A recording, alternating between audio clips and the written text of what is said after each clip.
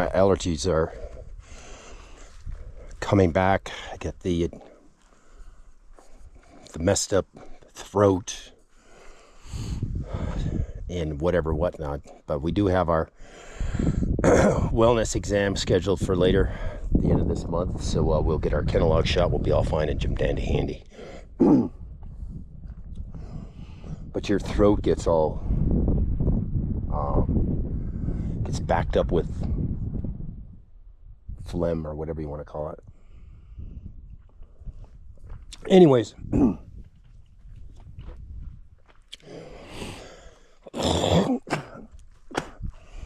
went to sleep at, I don't know, 10 o'clock last night, Vegas time.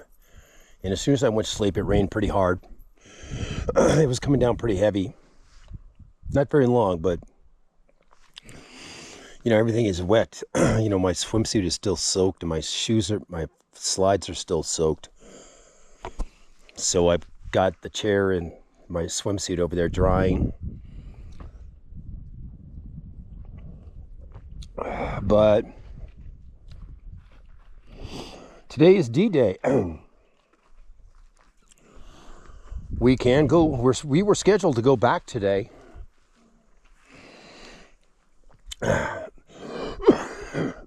But do you want to stay here, or do you want to go back to Vegas where it's 110 degrees? Brutal. I've got enough to make 3/4 cup coffee tomorrow morning. If we were to stay, I'll be able to have a bowl of cereal tomorrow morning. Tuna fish sandwich. I would run out of food at that point. Today I've got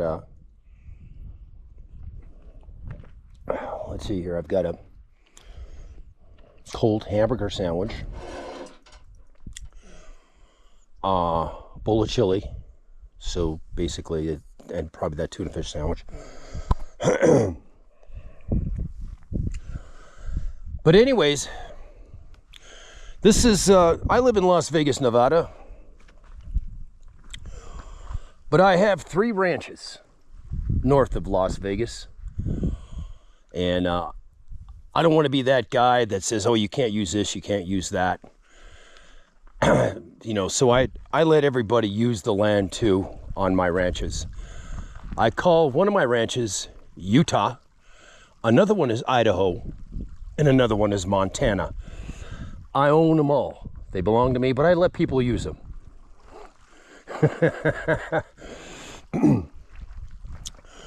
As far as the eye can see, this belongs to me. Hey, there's no, in reality, this is mine, but it doesn't cost me anything.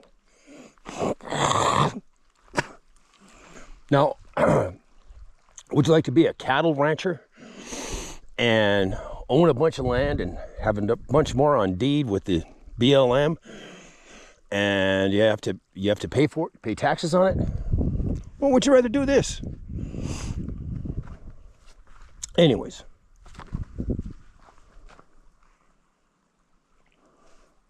with any luck at all, I'd love to be able to show you my Idaho ranch later this year. next month. But yeah, we're just trying to decide what we're going to do this morning. We got a beautiful, good tasting cup of coffee this morning. A very easy morning as far as making breakfast. You know, a bowl of cereal. Oh my God. You know, no pancakes. I'm out of pancake mix. I mean, I had enough for as long as we were staying. But I have to take into account, man, I don't have to go back. You know what I'm saying? My cars are available to rent. And I do have a rental coming up on this is Saturday. I do have a rental coming up on Friday. And somebody could rent my car today, but I don't have to deliver it until 2 days from now. So this is Saturday. I wouldn't have to do anything on it until Monday. So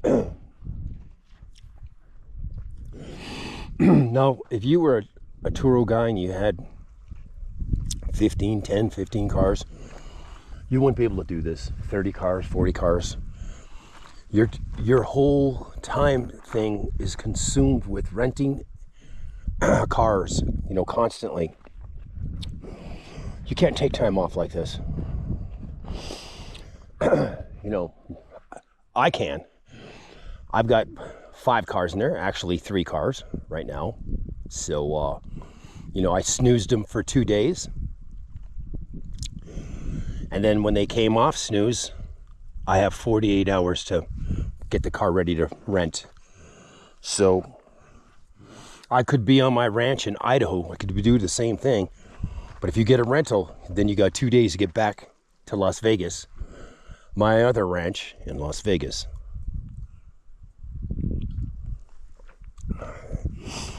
Just think, man, if you owned a nice, beautiful ranch in Idaho or Montana, per se, you would have no use for this beautiful ranch here in Utah.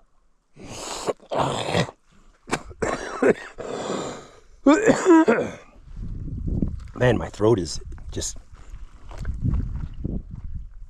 Pretty soon, when I'm sleeping, I'm going to be able to hear myself breathing. That's when you know, time to go get that kennel log shot. But anyways, we are trying to decide if we're going to stay. I've got enough food for one more day. I've got skimpy on coffee.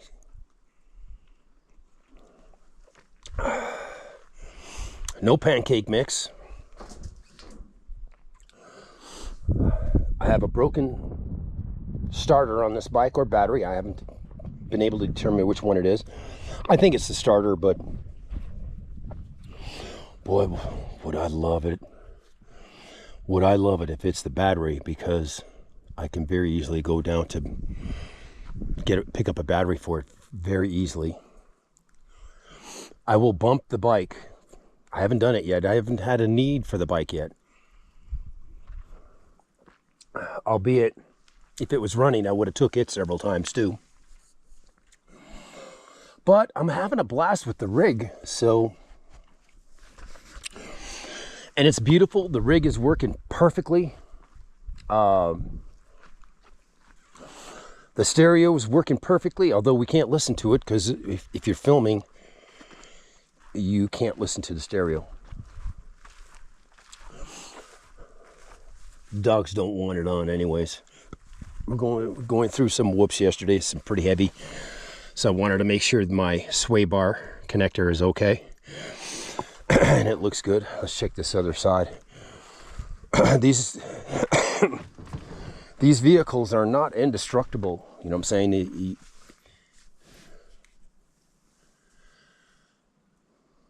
This one is loose. Okay, good to know. It's loosening up. I mean, it's still connected, but the next step is it's going to fall off. So you need to get inside of there and tighten that baby up. So we'll be looking to do that here probably this morning. Here's the rear sway. It's looking good. I've had problems with the fronts. I thought these things were indestructible. And I've hit some very serious whoop-de-doos where I pretty bottomed out the suspension, and that puts a lot of stress on those sway bars connections, on those connection links.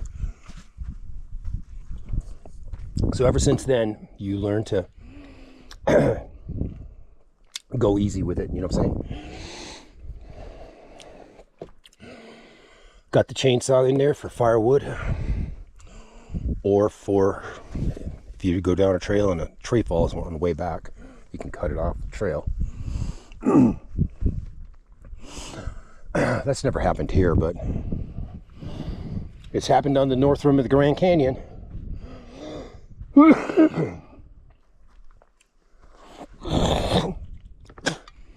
You get some very high winds up there, man, in the north rim of the Grand Canyon. That's my ranch in Arizona that I like to call Arizona. I don't want to be that guy that says, nah, you can't come, no trespassing. Enjoy the land. Do whatever you like, but make sure you pick up after yourself, pick up your trash.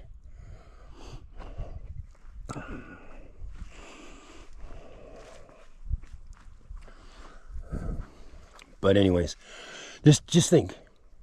Here's another thing. Say you were worth $200 million, right? And you had a beautiful home up on Dragon's Ridge. You know, a $20 million home, right? You would not do this. You would not come out here and do camping. You might come here and stay in a hotel or a cottage or whatever, what the case may be. But you would not do this. I mean, you're worth $200 million. You could possibly get scalped out here if someone knew you were here. You know what I'm saying? You can't do it. So if you're worth $200 million and you're living in that $20 million mansion up on the hill, Dragon's Ridge, you're stuck in that little fucking bubble. Now, maybe you have another one in Aspen, Colorado, or whatever. But still,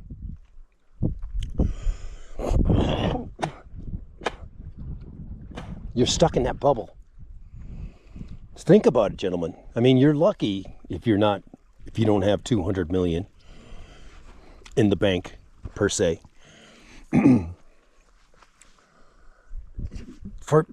Say you were just nobody.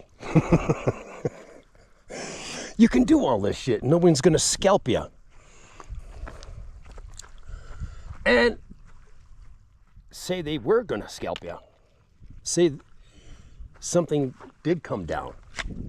You do have a deterrent. Now I gotta be careful because I do carry a round in the chamber now.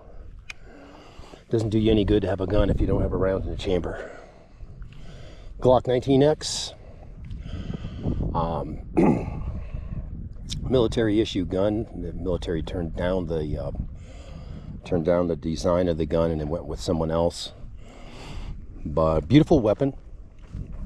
It's got a Surefire XC2 tactical light laser on it. All you have to do is put the little red dot on the target, squeeze the trigger, and go home. 90% of law enforcement in America uses the Glock. Why? Because when you squeeze the trigger, it goes bang every time. Anyways, I just wanted to do a short video, having my coffee this morning, and enjoying my ranch, my ranch, Utah. As far as the eye can see, this is all mine today. But there's a camper over here and camper over here. You're fine. Just pick up your trash. I own this place.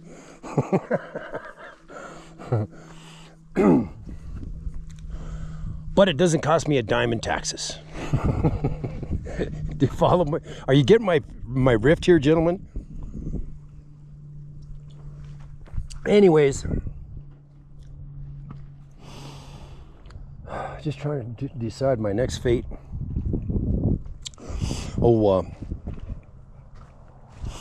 Joe Rogan traded in his, I get emails from Hennessy all the time. That's a performance automotive company. But Joe Rogan traded in his Ram TRX and bought a brand new 2024 Ford Raptor R Velociraptor. So it's got 1,000 horsepower. But it'd be interesting. If I remember, I'm going to send Hennessy an email saying, hey, I'm looking for a Joe Rogan's old TRX. You know, I bet you it's a couple years old. And I'll be willing to bet you if that some bitch has got 10,000 miles on it, I'd be amazed. If that. Anyways, he traded it in. I don't know what it is, but I want to find out if they got it. He just picked up his Raptor this week and traded in his TRX. Somebody probably already bought his TRX, but they'll probably tell me, oh, we already sold it, and I'll say, oh shit, well, how many miles were on it? What year was it? You know, just to get an idea. I just want to see how many miles Joe Rogan put on it. That guy's just too busy to be doing anything, you know what I'm saying, to be driving that thing. I mean, if he has to go he lives in Austin, Texas. If he had to go from Austin to Montana, he ain't gonna drive that thing. He's gonna fly. Well, he may have a buddy of his drive it. I mean, he does a lot of bow hunting, you know what I'm saying? So, elk bow hunting. Generally speaking, the easy stuff, he usually goes on somebody's ranch where you have to have the permission of the owner. You probably pay him a fee and you can hunt on his ranch. And these elk have been exposed to people pretty much every day, if not every week, throughout their entire lives. So they're pretty much tame. Anyways, did I just say that on camera? Yeah, if you're a real elk hunter, you'll do bow hunting and you will do it on public land. And you will do it in a place where you have to hike. I mean, you have to park your vehicle and hike 6 to 15 miles or something like that. Because your average hunter is not going to be able to pull that rabbit out of a hat. You know, to be able to hike, say, 15 miles and kill a bull elk, 450 pounds of meat and an antler rack. Anyways, I would have an outfitter on speed dial, and I would have him come and get my meat. You know, I'd pay the fee, whatever it is. Probably, I have no clue. But certainly, at least I come out there, you know, probably $500, $100 a horse or something like that. Do you know what I mean? Because I would say, bring a horse for me too. Anyways, I just wanted a short video this morning. We're trying to decide what to do. You know, like I said, man, I don't have to be back into town. Everything is taken care of. My cars are ready to rent. They're sitting in the garage or in the driveway. And, you know, I got 2 days to get back to get the car, to deliver the car to the person. I can get back in 5-6 hours. Generally speaking. If I leave today's Saturday, you know, it doesn't really come into play today, but when I get home, I like to get home when my house is in the shade and the sun is already, you know, set. So that'd be about 7 o'clock in the evening or so. That way, when you get home, everything's in the shade. You got time to get your gear out of the Jeep and this and that and this, all in the shade, not in the hot blazing saddle sun. So you would leave maybe 1, 2 o'clock-ish. Today, same thing. You would leave 1, 2 o'clock-ish. And you would be in no hurry. Because really you've got no place to go. So I guess you're already there. beautiful morning. I'm gonna let you go. I do got to find out how many miles we're on Joe Rogan's TRX and what year it is. I'm gonna go out on a limb. I'd say it was 3 years old, and I will say there was less than 10,000 miles on the rig. Anyways, that's it for this video, guys. I'm gonna have a bowl of cereal here pretty soon, and just enjoy the morning. No hurry. This bike is in the shade for about 2 or 3 hours. Maybe I'll take the seat off and bump it. Cross your fingers. Pray that it's the battery, because the starter is very, very hard to get to. I mean, I think I'll analyze it, but you may have to take up the exhaust pipe or something to get at it easily or something. You know what I mean? The header coming off the engine. I don't know. I never had to change the starter on these new bikes, so be perfectly honest with you, I haven't had to change a starter since ever. But if I ever had to change one, it was on one of my first bikes back way in the heydays. My Husqvarna, maybe. Okay, guys, I'm going to shut you down. That's it for this video.